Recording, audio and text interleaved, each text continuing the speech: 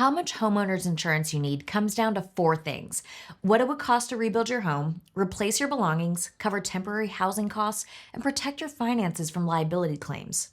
Dwelling coverage is the foundation. It should reflect what it would cost to rebuild your home from the ground up today, not what it would sell for on the market. Square footage, construction materials, local labor costs, and features like custom cabinetry, hardwood floors, or high end finishes all factor in. Personal property coverage, for example, furniture, electronics, clothing, and appliances, is commonly set at 50% of your dwelling limit as a starting point.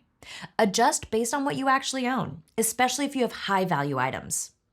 Additional living expenses coverage typically runs around 20% of your dwelling limit. It can help cover temporary housing and related costs if your home becomes uninhabitable after a covered loss.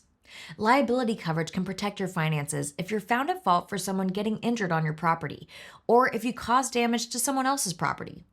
Many standard policies start at $100,000, but $300,000 or more is commonly recommended to adequately protect your assets.